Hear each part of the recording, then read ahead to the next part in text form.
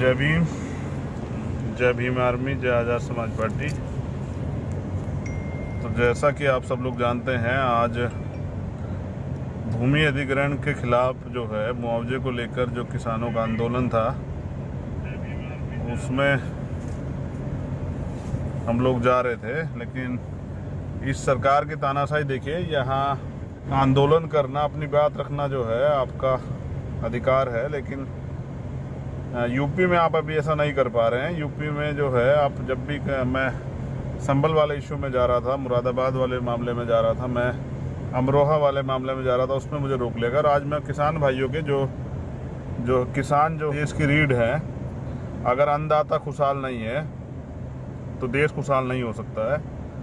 उनकी बात रखने, उनकी परेशानी को सुनने, उस आवाज़ को, उस आंदोलन को मजबूती करने, लेकिन प्रशासन द्वारा जो है लगातार रोक लिया गया है। आप देख सकते हैं पुलिस आगे भी और पीछे भी। मैं आपको और पीछे का अगर नज़ारा मैं आपको दिखाऊंगा तो वो बड़ा ही मेरे सामने बेहतरीन है। बहुजनों के पास इस तरह की चीज़ें होनी चाहिए कि बहुजन समाज के लोगों की प्रशासन द्वारा जो है इस तरह से देखभाल की जाए। 25 से 30 गाड़ियाँ पुलिस की जो है मेरे पीछे चल रही हैं और उनका लक्ष्य एक ही है कि मैं उस आंदोलन में ना जाऊँ। और मैं उनसे पूछ रहा था कि बताइए कौन सा कानून जो है वो मुझे रोकता है, जब लॉकडाउन अनलॉक 1 चल रहा है और आदमी अपनी गाड़ी से आ जा सकता है। तो मैं जब इस आंदोलन को समर्थन देने, जो जायज़ मांग है उस आंदोलन को समर्थन देने जा रहा हूँ, तो उसको रोकने के लिए कौन सा कानून का प्रयोग किया जा रहा है, कौन से आदेश हैं? तो प्रशासन के पास ऐसे कोई आदेश नहीं है। बस प्रशासन का कहना है कि आप नहीं जाएंगे। मैं जानना चाहता हूँ क्या मैं इस देश में कोई अपराधी हूँ या इस देश में मेरे कोई अधिकार नहीं है? बाबा साहब कॉन्स्टिट्यूशन ने तो हम सब लोगों को बराबर के अधिकार दिए हैं। मेरे साथ शिरीष जी भी हैं, वीरेंद्र सिंह जी जो हैं, और वो भी जा रहे थे किसानों की आवाज़ को बढ़ाने के लिए। हमारे साथ हिमांशु भी है, छोटा भाई। जय भीम। तो हिमांशु भी जो है, हम सब लोगों का प्रयास ये था कि उस आंदोलन को मजबूत किया जाए और हमारा अपना समर्थन जो है हमने पहले ही दे दिया था। लेकिन उस सड़क के, क्योंकि मेरी तो पहचान ये आंदोलन से है, सड़क पर उस आंदोलन को पहुँचाने के लिए, क्योंकि इस देश में जब संसद में किसान नहीं है और जब मजदूर नहीं है तो उनकी आवाज़ भी नहीं उठेंगी। वो कहते थे मंडी और पाखंडी दोनों से बच के रहना। मंडी का मतलब होता है व्यापारी, और पाखंडी जो झूठ के दम पे जो है कार्य करते हैं। तो मंडी से बचने का मतलब यही था कि राजनीति में व्यापारीकरण नहीं होना चाहिए। आज व्यापारीकरण हो गया। परिणाम ये है कि किसानों की, मजदूरों की कोई आवाज़ नहीं उठाने वाला है। अच्छे सच्चे लोग, ईमानदार लोग विधानसभा में, पैसे वालों की सरकारें हो गई, पैसे वालों की राजनीति हो गई, तो गरीबों की बात नहीं हो पा रही है। मैं ये बता देना चाहता हूँ, अगर अब भी आप इसमें राजनीति में भागीदारी नहीं करते हैं, अब भी आप जैसे काम करने वाले कर्मठ नौजवान साथी वहाँ नहीं जाते, ईमानदार लोग नहीं जाते, पुराने लोग नहीं जाते हैं, तो आप समझिए कि वो दिन दूर नहीं कि यहाँ की राजनीति जो है वो व्यवसाय जो बन चुका है उसके साथ साथ वो ख़त्म भी हो जाएगी। आप यहाँ न्याय की आवाज़ नहीं, आप यहाँ जिस तरह का लॉकडाउन में जो उनका जरिया बना के उत्पीड़न हो रहा है, आप उसे नहीं रोक सकते हैं। जिस तरह से इस देश में दलित, पिछड़े, आदिवासी, मुसलमानों को सताया जा रहा है, किसान जो है वो, फसल का समय था, मजदूर इसलिए बच गया, उसकी भूख से इसलिए नहीं मरा होगा गाँव जाने के बाद, क्योंकि फसल का समय था, गेहूँ पर्याप्त मात्रा में खेतों में खड़ा था। इसी किसान की वजह से बच गया है मजदूर, उनका परिवार। आप समझिए किसान, मैंने कहा कि मुखिया होता है, मुखिया जैसे एक परिवार का कोई मुखिया होता है, तो किसान भी देश का मुखिया है।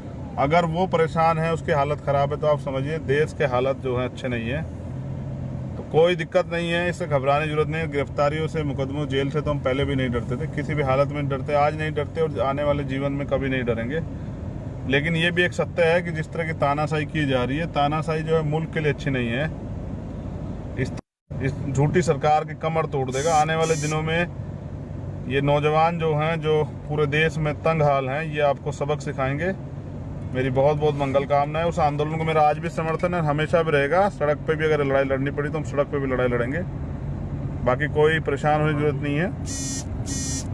जेल जाना या मुकदमे से डरना या आंदोलन की जाना, ये हमारे महापुरुषों ने नहीं सिखाया। आप लोग जुड़े रहिएगा, और जहाँ भी आपके पास कोई घटनाएं हो, जैसे बिजनौर की एक बड़ी घटना हुई है, सभी जगह में मामले हो रहे हैं, आप हिम्मत से काम लीजिए और अपने लोगों को न्याय दिलाने के लिए संघर्ष कीजिए। मेरी बहुत बहुत मंगल कामनाएं। लेकिन ये याद मैं फिर कह रहा हूँ कि अगर आप इस लोकतंत्र मैं कह रहा था आपसे कि ऐसे समय में भी जब इतनी तानाशाही हो और इस तरह से देश को बर्बाद किया जा रहा है, अगर हक की आवाज़ जो है, अपने खिलाफ हो रहे अत्याचार की आवाज़, तो किसानों की, नौजवानों की, गरीबों की आवाज़, महिलाओं के खिलाफ हो रहे शोषण की आवाज़ अगर आप नहीं उठाते तो ये भी एक तरह से धोखा है, गद्दारी है। तो मैं फिर कहूँगा कि नौजवान तो कमर कस के रखें। मैं कल फिर कह रहा था आपसे, कमर कस के रखें नौजवान। हमें किसी भी हालत में अपने मुल्क को बचाना है, अपने देश को बचाना, और देश तभी बचेगा जब इस देश में रहने वाला किसान, मजदूर, गरीब, नौजवान, दलित, पिछड़ा, आदिवासी, मुसलमान, अन्य धार्मिक अल्पसंख्यक और वो लोग जो मानवतावादी हैं, वो लोग सुरक्षित रहेंगे, तभी बचेगा। जिस तरह से आप समझ लीजिए सरकार ने लॉकडाउन को हथियार बना के कितने, इस सरकार को जो है इस बार वोट से जवाब दिया जाएगा, और वोट से जो है इनको जो है सत्ता से बेदखल करके इनको ये जो अभी तरह तरह के जो हैं भरम पाल के बैठे हैं, उनको रोड मास्टर बनाया जाएगा। जैसे मान्यवर साहब काशीराम कहते थे, इनको रोड मास्टर बनाया जाएगा, इनको रोड पे खड़ा किया जाएगा। इनको पता लगेगा कि जनता बनाती है, जनता बिगाड़ देती है। तो जैसा मैंने कहा कि किसान जो है, किसानों ने बहुत बड़ी बड़ी और मजदूरों ने सरकारें बदली हैं। अब आने वाले समय में ये किसान और मजदूर जो है इस सरकार को भी, जो तानाशाही सरकार है जिसने देश को बर्बाद किया, उसको बदल देंगे। जय भीम, जय भारत। ऐसे वीडियो देखने के लिए चैनल को सब्सक्राइब करें और वीडियो को लाइक, शेयर, कमेंट करें, और जिससे हमारे आने वाले वीडियो सबसे पहले आपके पास पहुंचे। धन्यवाद।